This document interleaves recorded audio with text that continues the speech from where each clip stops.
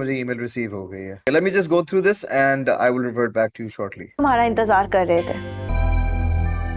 तुम दोनों बाप बेटी काम की बात सिर्फ, और मैं तुम्हारी वजह से ना अब तक जाग रही हूँ घर पे सिर्फ घर की बात हुई।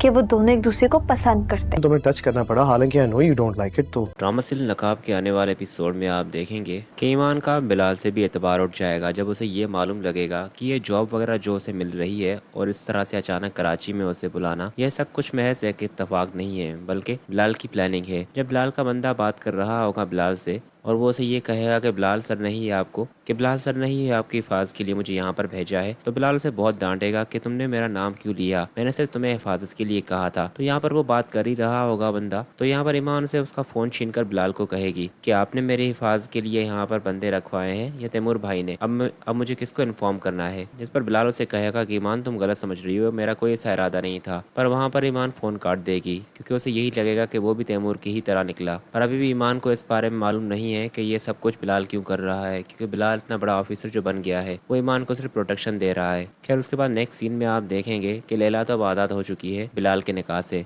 तो अब वो तैमूर के आसपास मंडराने लगेगी। तो ज़ारा उसे कहेगी कि जो कुछ तुम करना चाह रही हो वो मैं बिल्कुल भी नहीं करने दूंगी, यानी कि तुमने तलाक तो ले ली है बिलाल से, पर मैं तुम्हें तैमूर को हासिल करने नहीं दूंगी।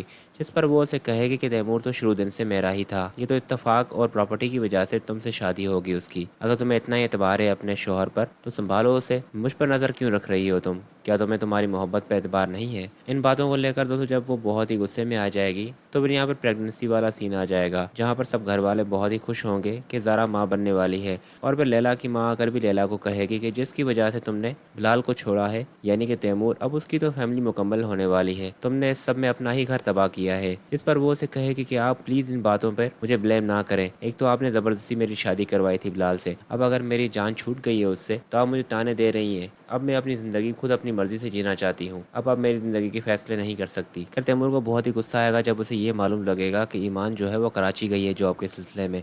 और फिर जब तैमूर के बंदे उसके पीछे जाएंगे तो बिलाल तैमूर को कॉल करेगा और उसे कहेगा कि आप पीछा करवाना कब बंद करेंगे ईमान का। तो यहाँ पर तैमूर को बस बात का इल्म हो जाएगा कि ये सब कुछ बिलाल कर रहा है, तो वो उसे कहेगा कि अभी तक तुम्हारा कांटेक्ट है ईमान के साथ, तुम्हें कैसे मालूम कि वो कराची जा रही है। इस पर वो उसे कहेगा कि मैंने ही भेजा है, वहाँ जॉब के सिलसिले में जा रही है। तैमूर यहाँ पर उसे उसकी औकात याद दिलाएगा और उसे कहेगा कि अपनी हद में रहो, अब तुम ईमान के लिए ज़्यादा कुछ कर रहे हो, उसकी फ़िक्र करने के लिए मैं हूँ,